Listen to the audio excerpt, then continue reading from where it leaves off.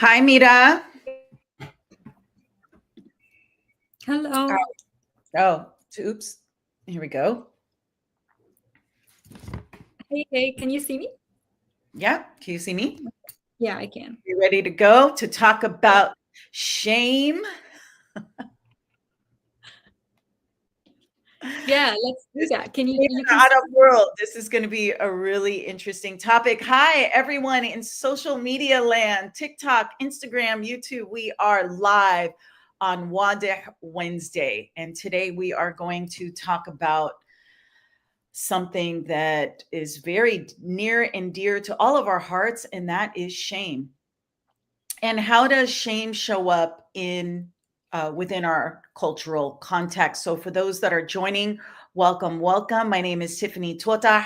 I'm a marriage and family therapist, Palestinian American, coming to you live from Los Angeles, California.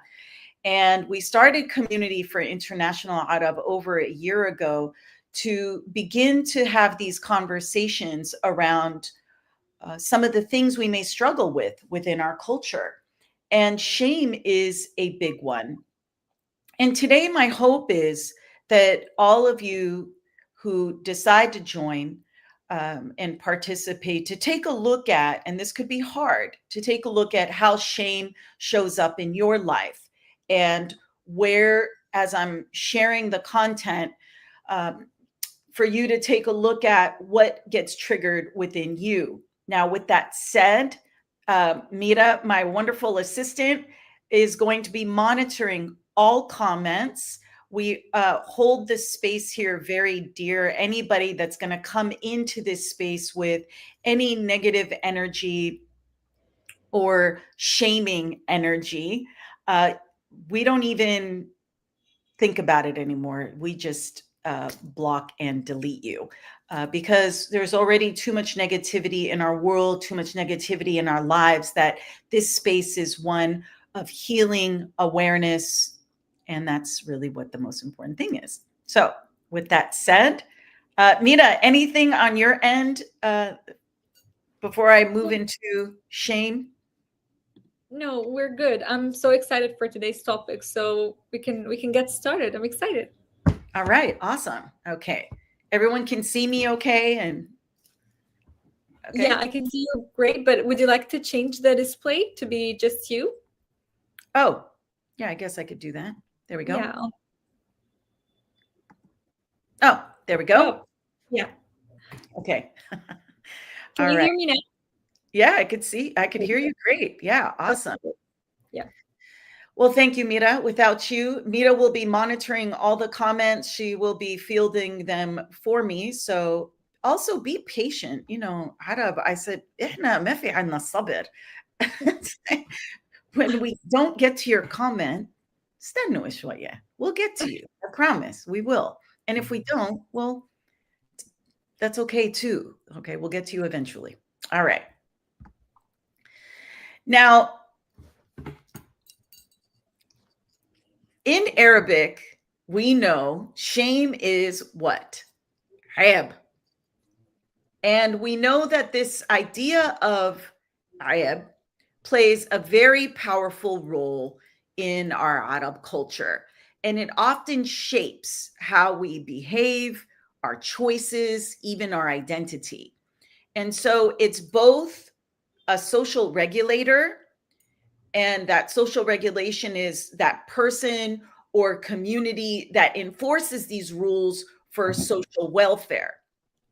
And we've got lots of rules. And I talk a lot that the rules change according to who's in charge. And uh, the rules also depend on who's enforcing them. And then they constantly move the goalpost. So it's important to bear in mind that this can cause an intense emotional burden when you are experiencing shame. Now, unlike guilt, so guilt, which we already talked about in over 2 lives, so go to the YouTube channel and you can find 2 videos on, well, multiple videos on guilt. Guilt is more of an internal experience. What did I do wrong? And it's usually tied to your personal consciousness or your values. And so shame within, which is what we're going to talk about today, is shame within our cultural context is often collective. It's linked to family honor, community expectations, and cultural values. And so that is what we are going to talk about today. Okay. Now, there's some key dimension. Oh, so before I move into that, I wanted to share a little story. When I was 13 years old, my parents sent me back home, and that was for Palestine. And my auntie, my dad's sister, was there. And I didn't know a lot of Arabic at all. I was this, born and raised American kid that my parents wanted me to have me go back home, and probably not get in trouble over the summer, if I'm really honest, and send me back home. My amto said the word ayab so many times. Wallahi, ana fakart my name, Tiffany, can ayab fil Arabi. That's how much this lady, kadma kalatli, ayab, ayab, ayab, tahkish, sawish, that was the first time that this word ayab was introduced to me to the degree that it was. My existence was ayab, right? And so we have to remember that the central role of ayab, shame, disgrace, begins with the family honor. And so for many people, myself included, that our individual actions reflect on the entire family. So think about that for a second, that your individual action reflects on the entire family, and sometimes for the entire lineage. Now, that when we talk about emotional burden, that is very, very heavy to take on. Now, a mistake or inappropriate behavior can bring shame not just on the person, the parents, the siblings, the extended kin. And so mistakes, so if you're a perfectionist and you want to move in that, there's this intense need to look a certain way, be a certain way, because any error may be a reflection on the entire family, or inappropriate behavior. Now imagine I'm on this live and I started Community for International Arab, and I'm airing out all this dirty laundry. Now I'm not doing anything wrong, but I'm bringing upon this shame onto the family, right? And so it's important for you to understand how much do you worry and ruminate and have so much anxiety around family honor and ayab, which goes to the public image that I mentioned earlier. What will the Nas say? That if how many times did you guys hear growing up or even now? Mira, I'm gonna botch the Arabi. It's like shur nas bihku, right? Right? It is. Shu nas bihku. Yeah. Right? How many times did you hear that? الناس بقولوا سمعتوا الناس ناس. Okay, tell you, we know that the Nas takes care of, takes precedent over any individual consideration. And it's the constant consideration. Now we know I'll talk later about positive and negative aspects of shame within our culture. However, for you have to remember social reputation outweighs personal desire. So you may want to do something, and even in fairness to your parents, some of your parents perhaps wanted you to do something or pursue something, but they were afraid of what the Nas are going to say. And so this is where we can have compassion for your parents and the older generation, that in you breaking out of these things and you breaking out of accessing your personal desires, their public image now is impacted significantly. The other one, gendered expectations. Now, women are often seen as the carrier of family honor. So we say, their dress, their behavior, their choices are tightly policed many times. I knew growing up, and I'm an Arab American, if I would go out doing normal actually, I was a young adult at that point, the Arab guys in my community would, I don't know, let's say I was dancing with somebody, non-Arab, and they would literally go around policing anything any of us did. And I thought, you can't, I'm trying to dance with somebody. You're shaming me, Kodemo, like I'm some trollop, and this is often what we deal with. Now, men in turn are pressured. So we say the ayab is mostly for women. That's not true. Men in turn are also pressured to uphold family pride, to hold the pride, to provide, and to protect. And when a man cannot do that in our cultural context, that could be extremely shaming. And I don't think we talk about that enough. Now, I don't know if this is a generational thing, but a man who only bore daughters was also shamed for only being able to produce banat. How come he wasn't able to produce sons? That there may have been a shaming there, because that would be tied to what? Excuse me, family pride. So we can see that how some of the men and women and some of the differences around how shame is brought up. Now, many of you really, it's important to have the distinction between shame versus guilt. Now, shame is external, social, communal, concerned with how one appears in the eyes of the people. Guilt is more internal and your personal values, your conscience. Now, I mentioned that before. Now, in our Arab culture, and you guys are more than willing to challenge me on this, and that's okay. This is a dialogue, right? For us to have these conversations around shame often outweighs guilt as a regulating force. So what does that mean? Which makes private struggles invisible to collective reputation, hyper visible. So what does that mean?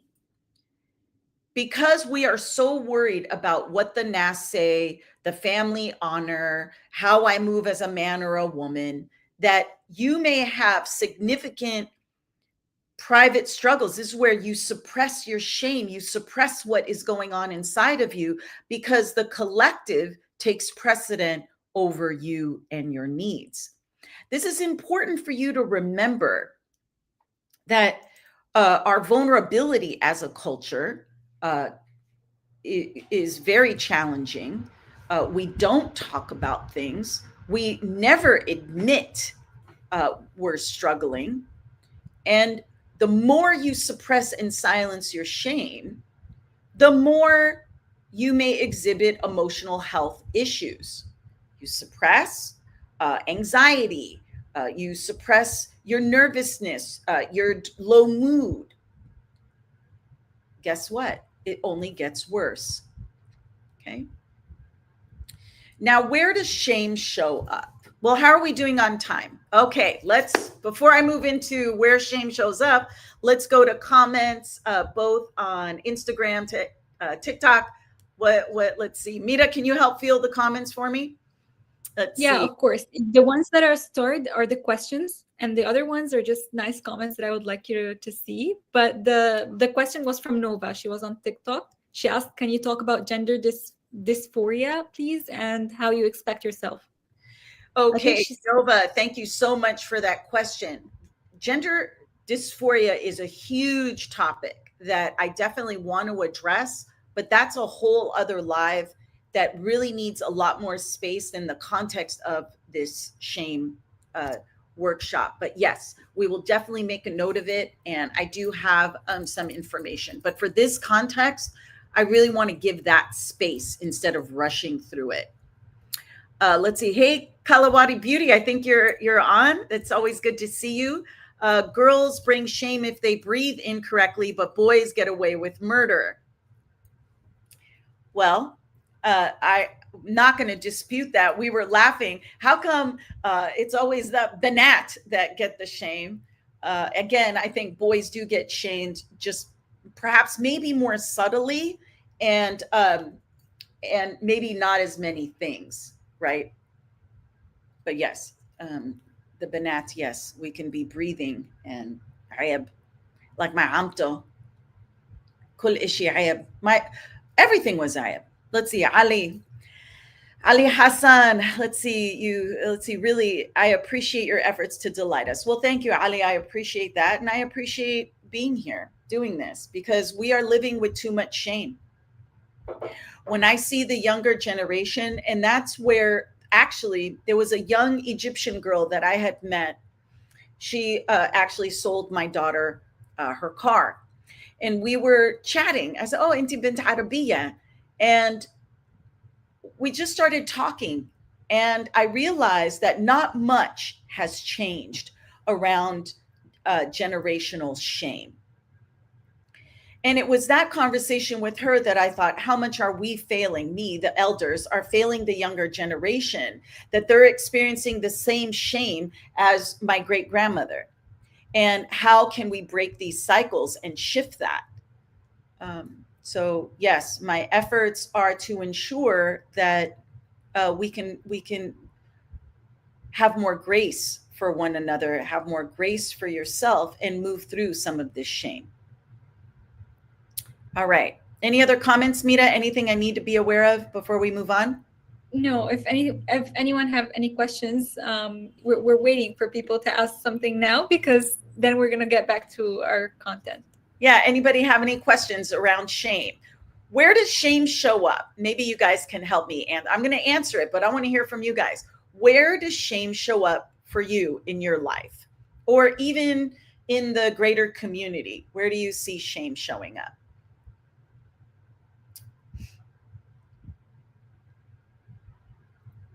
All right. Looks like people are quiet today. All right. So let's keep going.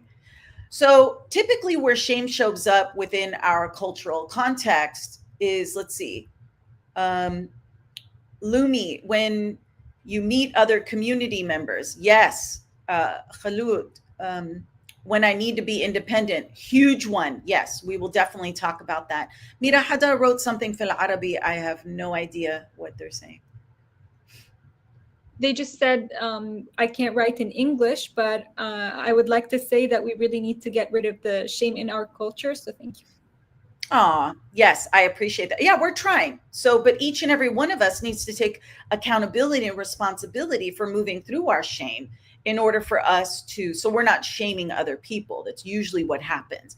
We feel ashamed, then we, what I call emotionally vomiting, excuse that reference. We just are projecting all our own shame onto other people. A big one where shame shows up in our culture is marriage and relationships. I get a lot of DMs from people saying that they feel so much shame for not being married.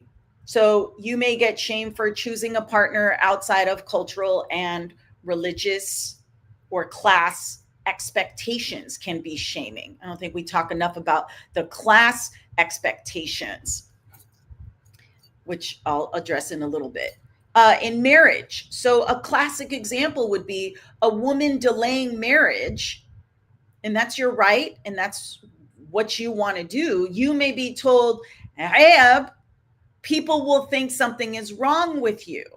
Or how many men out there, maybe you want to delay marriage because of the shame of needing to have all this masadi, needing to be this big thing. And you may want to delay marriage. And now all of a sudden, so they shame you for the Masadi aspect and the status aspect, and then you delay the marriage because of that. And then when you delay the marriage, then they say Esh Malak. And for the Banat, you may be building a career that's really, really important to you, and that may not necessarily be valued, right? And so, again, Esh Malik. If you wait too long, wala hada will want you. You'll be too old. Don't get me started on all the shaming I get on this platform for my gray hair, right? And how we shame aging, right? But primarily in marriage, that's a big one. Now, in parenting, so now you are a parent, and this is where we get this generational shame passed down. Now, if a child throws a tantrum in public, which children do, it's normal for a kid to tantrum, to act out, especially if they're toddlers. This is a very developmentally appropriate way of being.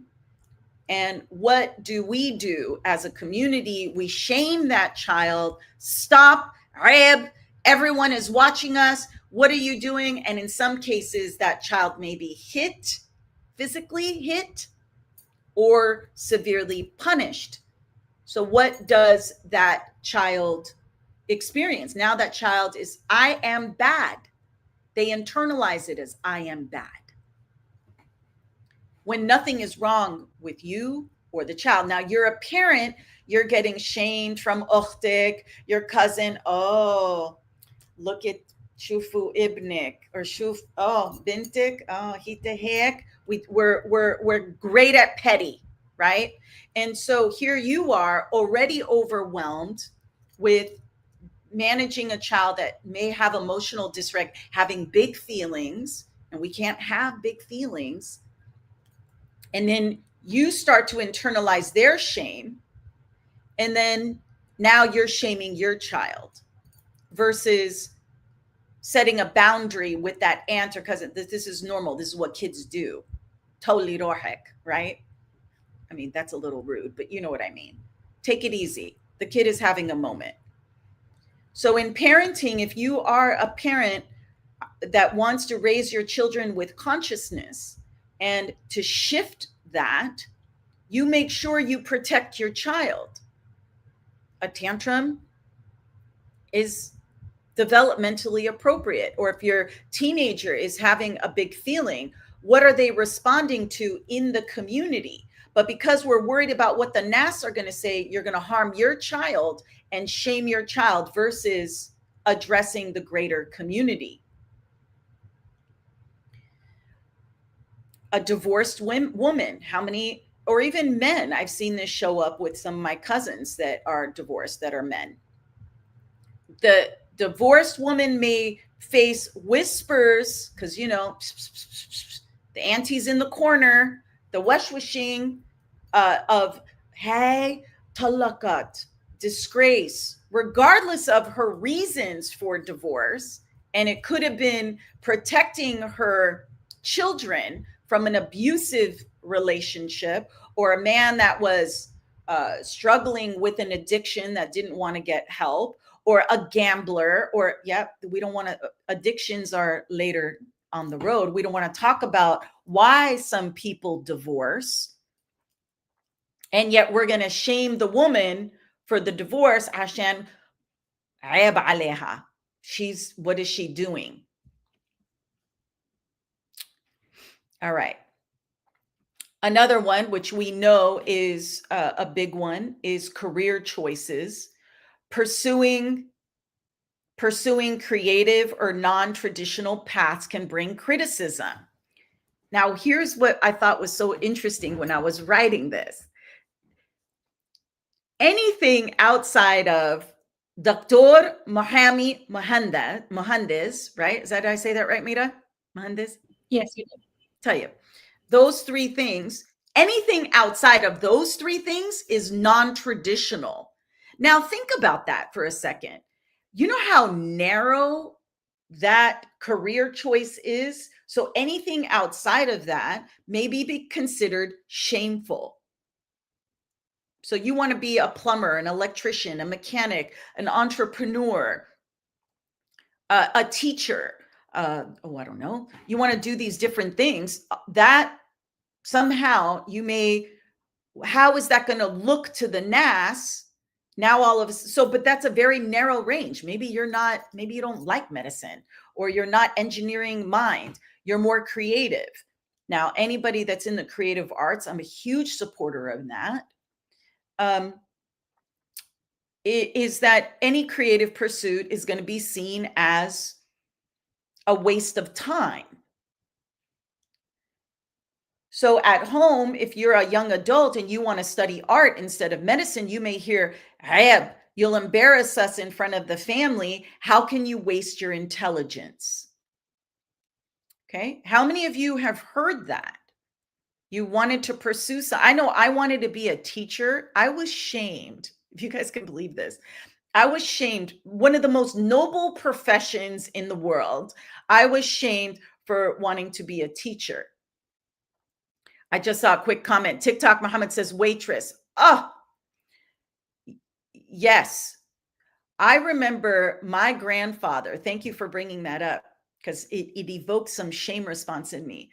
I was hyper independent. I didn't want to depend on my family for masadi, nothing. And I had to take a course that required some extra money. And I refused to ask my father. And I started working as a waitress. You would have thought, when my family found out, because of course, you don't tell them anything of those things. When they found out I was working as a waitress, you would have thought I killed somebody. And my grandfather was horrified. In fact, I will spare you guys some of the negative comments he said just around being a waitress. Now, this job, I loved it. It was so fun. My coworkers were so awesome. I made tons of money as a waitress with the tips. And it wasn't even about the money. It was like, oh my gosh, like I could be of service and get paid. Because normally, Bint Arabiya, you're being of service. No one's paying you. You're just expected to do all these things. So, hey, I thought it was a great gig.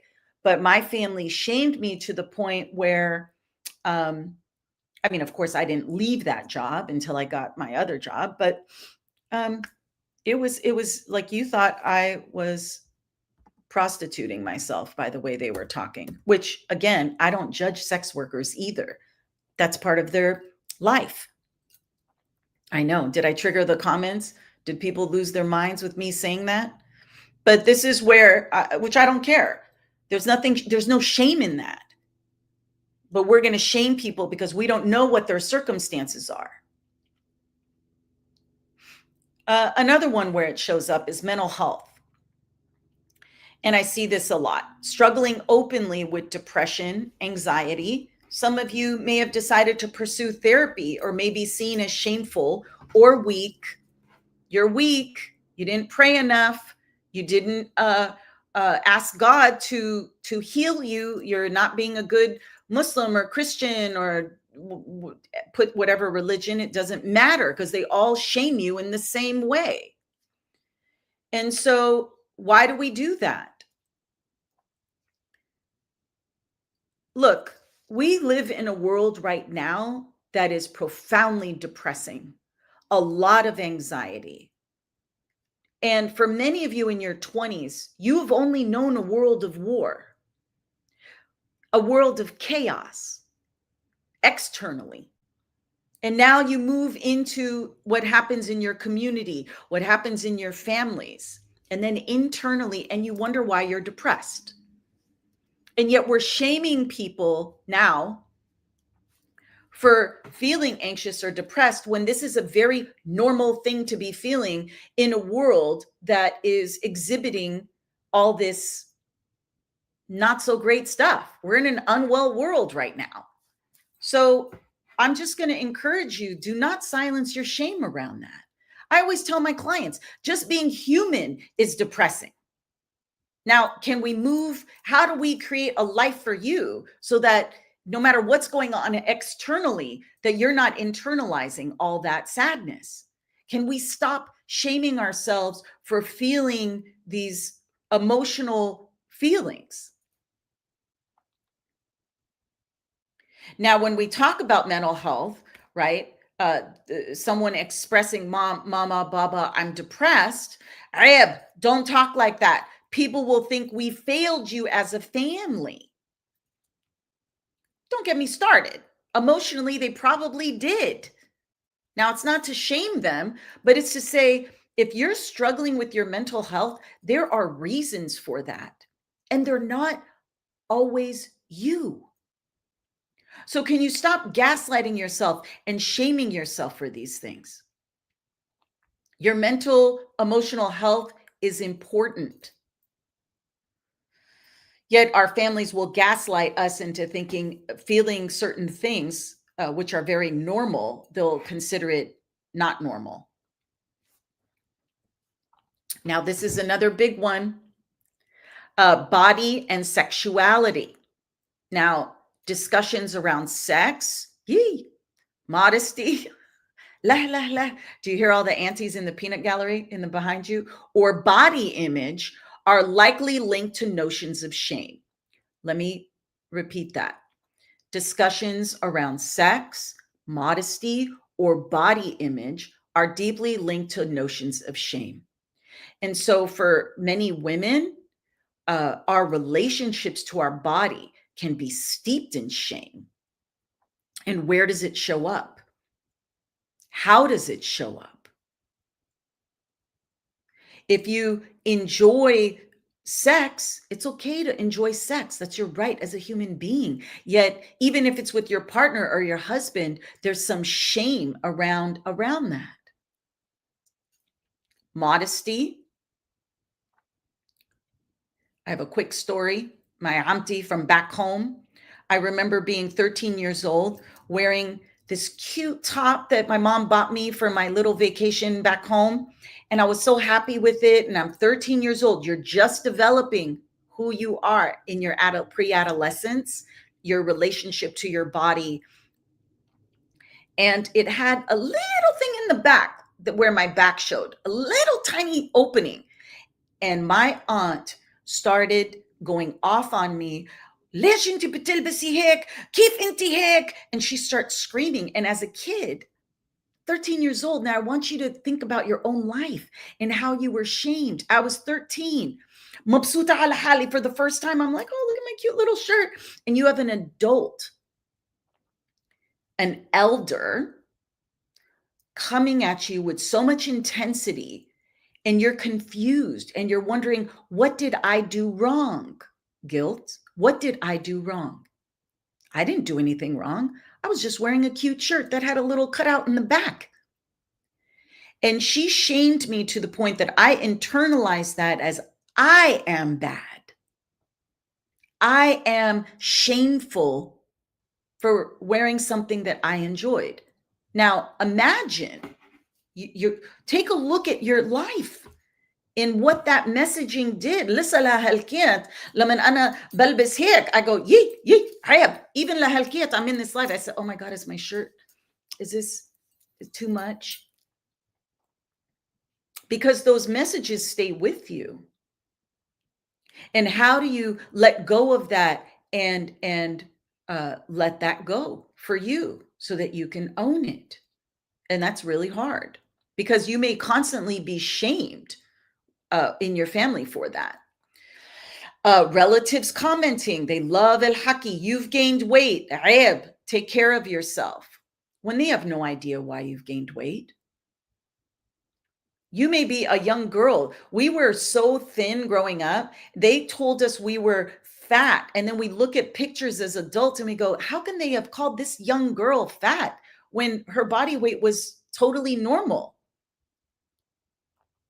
And then if you were overweight, what happened? And maybe that was your body, maybe that was your body image. That's just how you were brought up. That was you, right? And then they shame you for that. And then you grow up and you wonder why you have an eating disorder or body dysmorphia. For our men, A man may cry, right? Ayab, men don't cry. We say that to little boys all the time. Men don't cry. Boys don't cry when they can have very legitimate feelings. Yet that man, that little boy, is going to suppress his feelings growing up. He's going to suppress them. And at some point, with that suppression comes isolation, rage, addiction. It manifests in many different ways. When you tell a little boy, do not feel your feelings, where is it going to go? He has no one to talk to. Women, at least we can talk to each other about this. Where do men go to talk about their vulnerabilities, especially in our culture? And then they have the pressure of pride and protection and masadi and status, and yet they can't even verbalize that they're overwhelmed because men don't do that.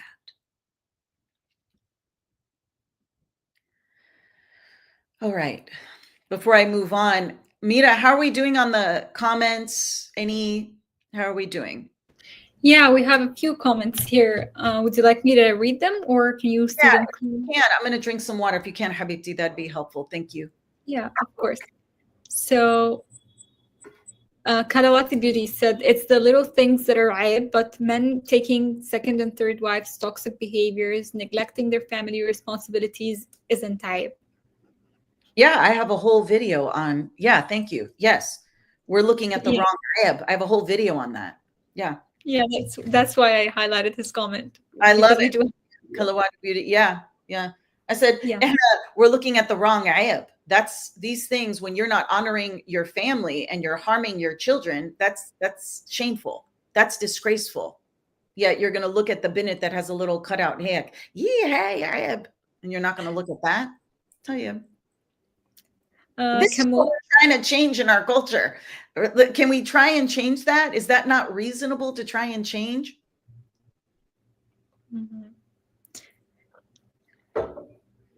Move on TikTok said, not having kids for whatever reason, psychological or merely out of self-decision, is considered shameful. That's what she meant.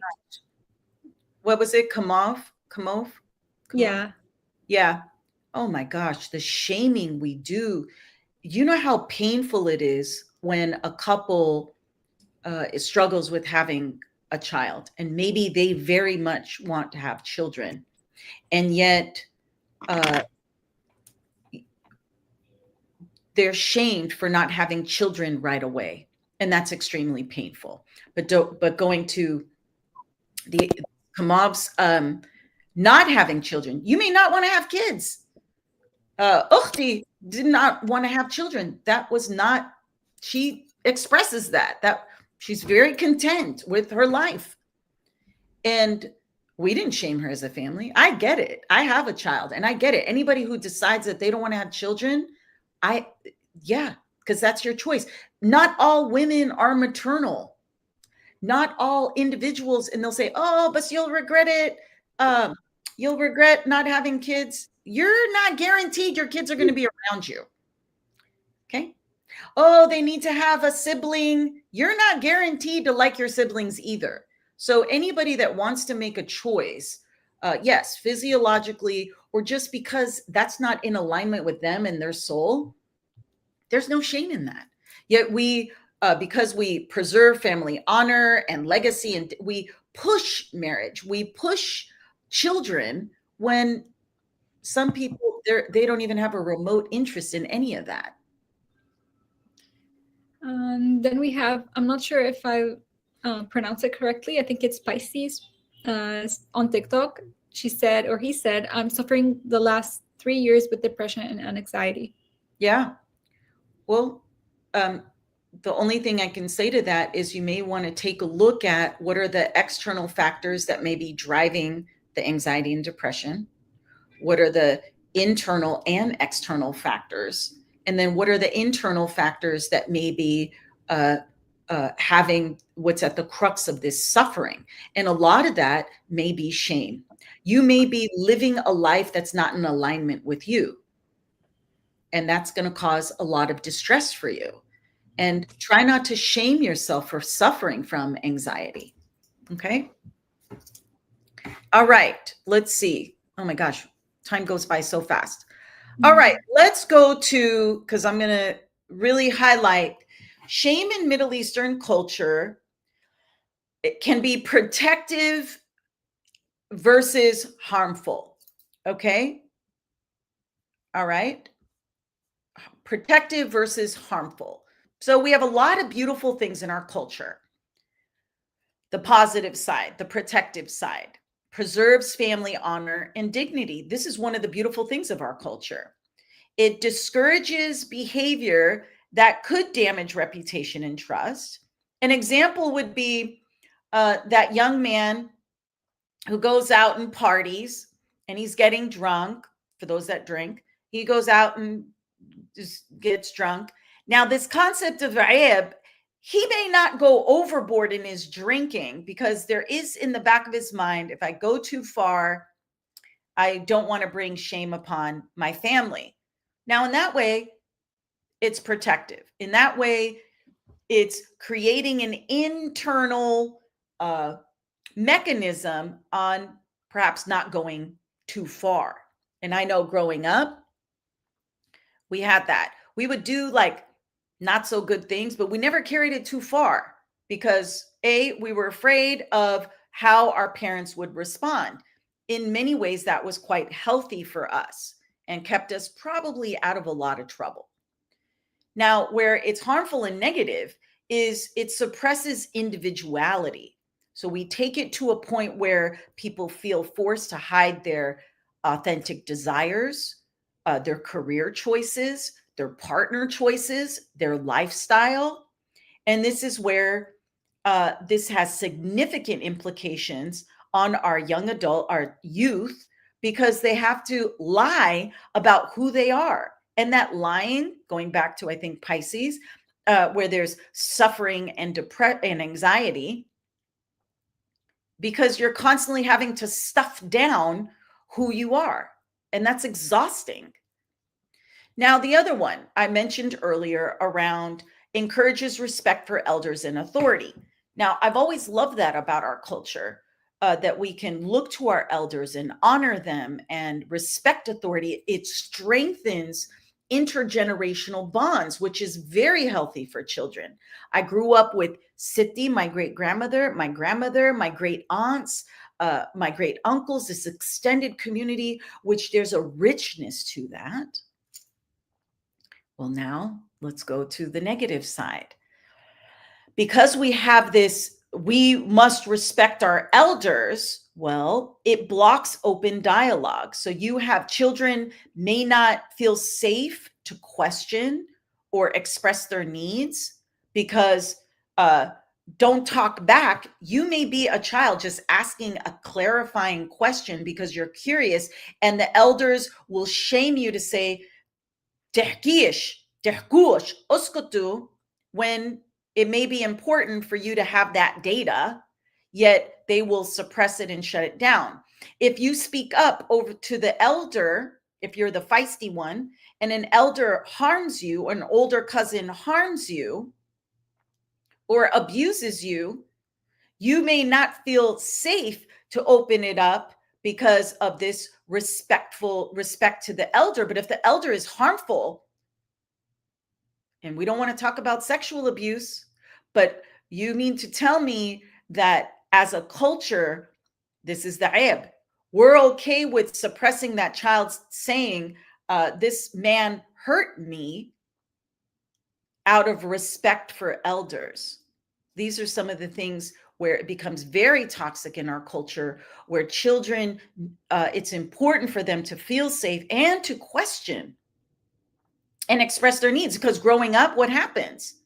Now you suppress your needs, you don't speak up, people hurt you, you allow it because of this respect for authority and respect for elders. I think there's limits that we should have around that.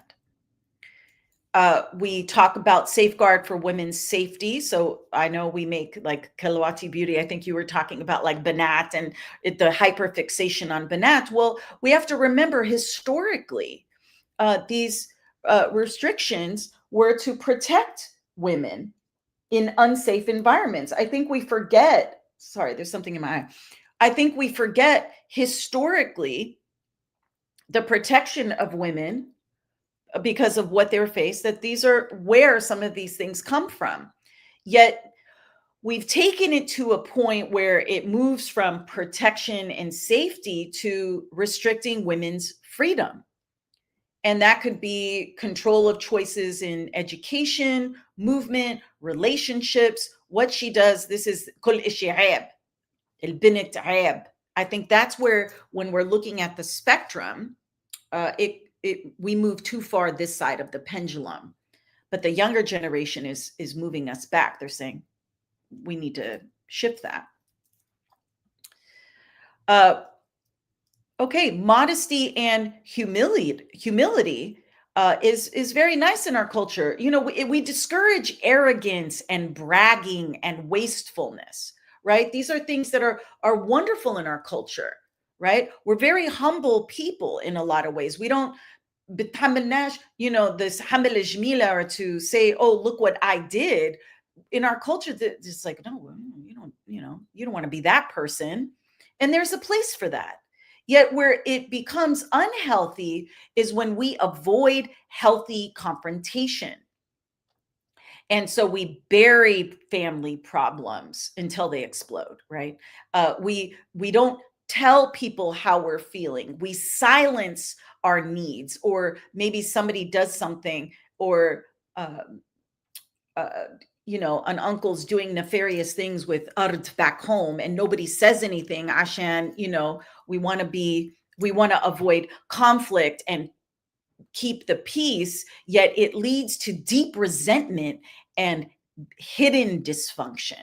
Now, you can only hide dysfunction for so long. Eventually, usually when somebody dies, that all that dysfunction, whenever there's Masadi involved, all that dysfunction, that maintaining social harmony all throughout the life, will explode in those situations. Now, healthy confrontation, constructive confrontation is wonderful. And so you want to be able to give ourselves permission to gently and confront one another, say, you hurt me. But because we're all steeped in this shame, if I share with you, I hurt you, you hurt me, you internalize it, then you throw it back at me, then I throw it back at you. And then there's not a healthy dialogue around that. But if everyone understood their shame, understood where it came from, if Ukhta came to you and said, hey, what you said hurt me, instead of doubling down or tripling down, you will be able to tolerate it and go, yep, okay, this is really uncomfortable. Thank you for sharing. I will be mindful. And if I could share how I was hurt, which triggered that response. And that takes a lot of work. And the people around you need to be doing their own work in order for that to happen. But healthy confrontation is okay. And I don't think we have healthy confrontation in our culture. The last 2 points is one of the positive things in our culture is this generosity and hospitality. I talk about that all the time. You know, sometimes that shame of when the NAS come over, because, you know, now we want to take care of them. We want to treat them well. Well, and that's a beautiful thing. When I live in America, in the United States, when American come over to my house and they see the spread, and maybe it's like 2 people coming over, and I have like the table, minhan lahan, food, right? Drinks, whatever you want, from dessert to this to that. And they think, oh my gosh, this is so wonderful. And we encourage this hospitality, yet, and that's a beautiful thing, yet it enforces overgiving and burnout, which is most of our mothers, most of our aunties, where this obligation to host or give beyond their means. How many Arab have put themselves in debt for this generosity and hospitality, because you're going to give masadi to your brother or your sister or your aunt or your uncle, even if it goes against your own family. This is where it becomes problematic. Now take a look at, because they're so afraid of this shame of not being a giver, and I get that. Yet, at what point do we do too much? And then the last one is it does foster accountability. That when we have a community, a collective community to watch out for one another and to support one another, this is wonderful. Many times this accountability keeps us from maybe lying or cheating or dishonoring agreements, right? That it's a space for us to be responsible for each other. Now, where it becomes problematic is when this promotes image. And I think, and this is where as a society, we've gone too far on, whereas maybe in my grandparents' days or my great-grandparents' days, it was this accountability felt more real, more truthful, more communal. Yet we've gone to a point where image promotes image over truth. That this appearance of respectability matters more than the actual well-being. So you have, I think I had in the Ayab video actually, the leader of a community, and he's here, the Rais al-community, and he's demanding all this self-righteous respect and accountability towards people, yet behind him, he's hurting his own children. And you think, what are we doing? We have to be really careful on whose accountability are we really looking at? Is it an image or is it the truth? Is it authenticity or is it bus smoke and mirrors? And many of us are feeling shamed by people, and most of it is smoke and mirrors. Most of it are lies. And so how do you not adopt those lies within yourself? That you're being shamed, you're believing a story that's not true.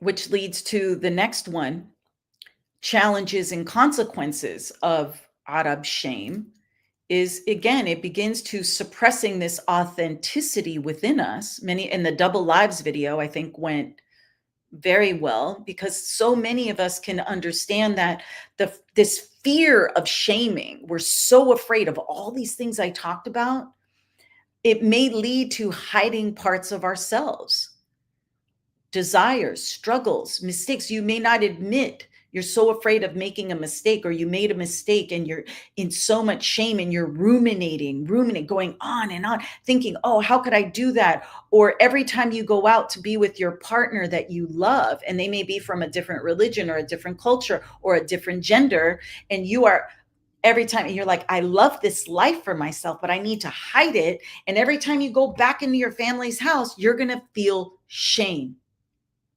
You're going to feel like a fraud. And I'm just encouraging you, please don't do that to yourself. We just come from a culture for this generation. We don't allow ourselves the freedom to be with who we want, because they come from a fear-based culture. We come from a fear-based culture, which leads to this intergenerational transmission. They say intergenerational trauma, where parents unconsciously pass down these shame-based parenting. What will the people think? Instead of, Habibi, Habibti, what do you need? Now, our parents may never ask us what we need, but can you ask yourself, what do I need? And how do I let go of this internalized shame? Now, going back to the intergenerational transmission, and I know we need to end. And I said to Mira, my Sitti, Allah yarhamha, Sitti Maria, my Teta Saad, or Immi, their shame, their beliefs of themselves, where my Sitti was a change maker. She was a rebel, but she had to suppress that. My Teta, who did everything for everyone, doing so much for everybody, did halha because she had a core belief, a shame, I'm not lovable. No one will love me unless I do all these things. My city, it showed up and she said sakta when there was this change maker, feisty woman that wanted to come out, and khaletha sakta, she was quiet. My mother, whose shame, even though I've moved through my own shame, I could still feel her shame in my body.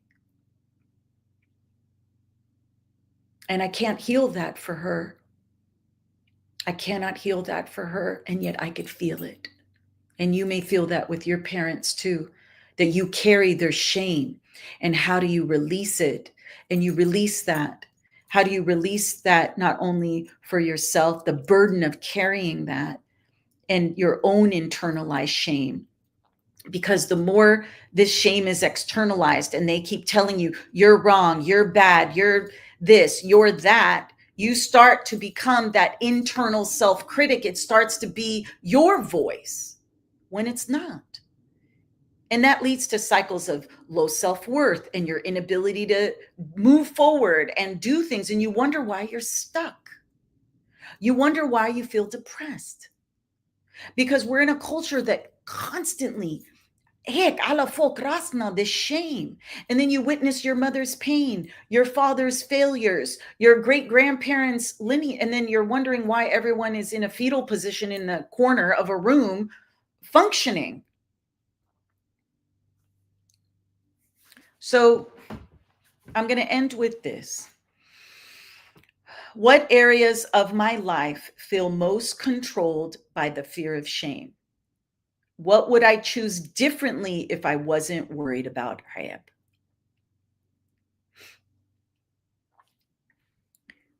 Remember, everyone, shame is less about what you actually do and more about how it looks to others. Stop comparing yourself to others. Value yourself. Ask yourself, what shame am I holding? And how do I release it? So next week on Wadih Wednesday, we're going to talk about part 2 on how to release this shame. And remember, the light in you never leaves you. Never. All this shame are just layers that gently, slowly, we're going to remove ma'ba'ad together. And we're going to help each other heal. And I'm here to remind you that a lot of what you may be holding is not even yours. And deciding when you want to release it. And only you can decide that. But you're meant to live the greatest life. And the more we carry this shame, the more you don't live your life authentically. You're robbing yourself of your own joy. All right. As we end every live, nawar titnawar, the light in me sees the light in you. Think about what role shame has played in your life and begin to gently release it. Ask for help. Seek therapeutic help if you need to. And my hope is together we will move forward. Take care, everybody.